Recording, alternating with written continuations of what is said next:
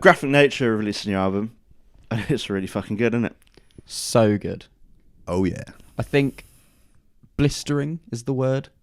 Just like That's one of the many words you could use for One this of the album. It's just fucking great. I just thought this was brilliant. Like, just an angry, like relentless. Here's all the anger and rage and like just bile I have in me. Legit. Spat on the page. I love this album. I thought it was really, really good. The thing that sort of stood out like straight off the top, obviously there was like a handful of singles, but like the first proper song, which is Sour, obviously there's an intro track, love that.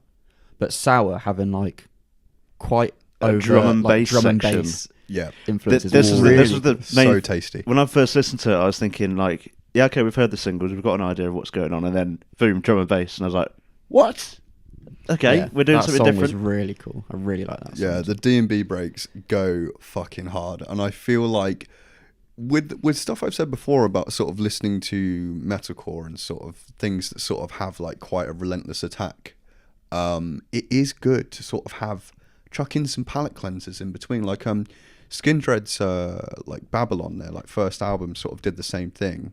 And I feel like it's just a really good way to sort of just break up that relentless sort of wall of sound that can sort of, after a while, just sort of all blend into one. But I feel like they've really outdone themselves here. And I feel like the song A Twin,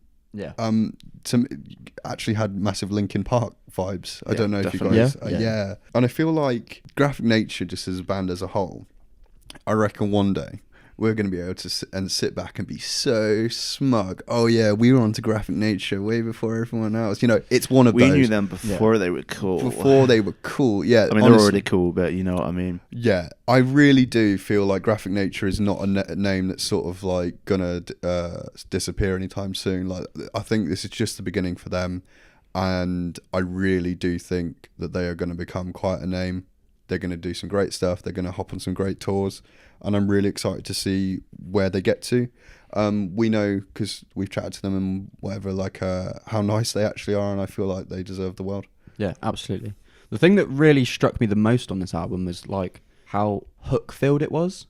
Like, so many of these songs have like a really memorable, recognizable hook, or like something about each song that's like, oh, I immediately hear it in my head when I think about what, you know, name a song and I'll think about that part of the song. Yeah. Whereas a lot of bands in this genre like have a tendency to just make a lot of their stuff bleed together.